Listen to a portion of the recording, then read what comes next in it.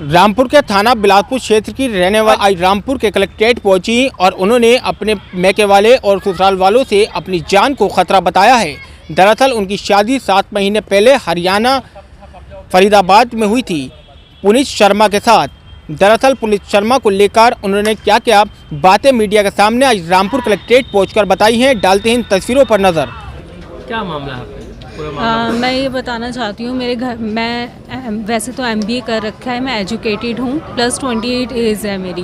और मेरे घर वालों ने मेरी ज़बरदस्ती शादी करवा दी थी, जो कि मैं नहीं करना चाहती थी। जिससे शादी हो रही थी, क्योंकि मैं उसे पहले से जानती थी वो लोग कैसे हैं, उसके फैमिली बैकग्राउंड वगैरह कैसा है, तो इस वजह से मैं शादी नहीं करना चाहती थी उस लड़के के साथ।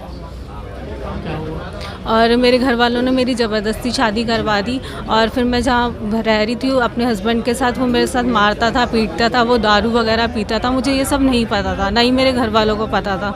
जब मैंने अपने ये घर वालों को बातें बताई कि वो मारता पीटता है, दारू वगैरह पीता है, मेरे साथ ऐसे ज़बरदस्ती करता है और मेरे जुआ वगैरह भी खेलता है, जो कि अपने दोस्त वगैरह को घर बुलाता है और अगर हार वगैरह जाता है जुए में तो कहता है कि इसके साथ बातें करो, ये करो, वो करो, तो जो कि मुझे बिल्कुल भी पसंद नहीं आता। मैं उसके साथ नहीं रहना चाहती थी। मैंने अपने घर वालों को ये सब बातें बताई तो उन्होंने कहा कि तुझे वहीं पे रहना पड़ेगा, हम कुछ नहीं कर सकते, तेरी शादी हुई है, तेरे भाई बहन भी है, उनका भी देखना है हमें, तुझे वहीं रहना पड़ेगा कैसे भी करके, भरे मरती है, मरना है मर जा, कुछ भी करना है कर ले, पर तुझे वहीं रहना पड़ेगा। इस वजह से मैंने नोएडा आई, मैं अपनी प्लान करके कि मुझे वहाँ से भागना है कैसे भी करके, तो मैं नोएडा चली गई। नोएडा मैं अपने एक अनुराग फ्रेंड को जानती हूँ, तो मैं उसके पास गई, उसे फ़ोन किया मैंने, तो वो मुझे लेने आया, रिसीव वगैरह करा। तो बाद में पता चला कि मुझे वो भी कुछ मतलब ऐसा है कि गलत काम करने वाला है मेरे साथ, कि बेचना चाह रहा है वो।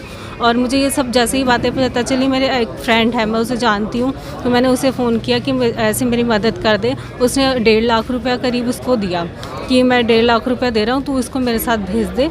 मैंने उसे कहा था कि वो ये पैसों की मांग करेगा, हो सकता है कि ज़्यादा ही मांग करे, उसने 1.5 लाख की मांग करी, तभी मैं इसे छोड़ूंगा, पहले मुझे पैसे देगा।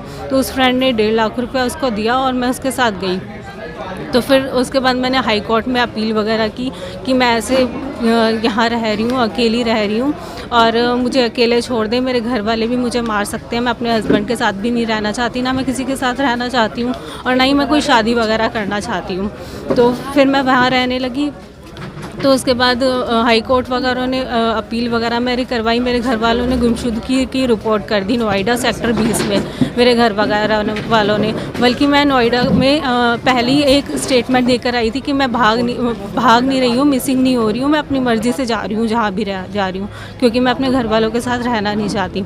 तो मेरे घर वालों को पता चला कि मुझे रामपुर में कोई धरना वगैरह प्रदर्शन कर रहे हैं अनिल बिष्ट वगैरह के साथ मिलके, कि मैंने अपना धर्म परिवर्तन कर लिया, मैंने शादी कर लिया। बल्कि ऐसा कुछ नहीं है, मैं अपनी मर्ज़ी से रह रही हूँ जहाँ भी रह रही हूँ, और ऐसा कुछ नहीं है कि मैंने धर्म परिवर्तन भी नहीं किया, ना ही शादी करी और ना ही आगे करना चाहती हूँ। आगे का मुझे नहीं पता क्या होता है क्या नहीं, पर अभी फ़िलहाल ऐसा कुछ नहीं है। आज आप कचहरी आई हैं, क्यों आई? मैं अपना बयान देने के लिए आई हूँ।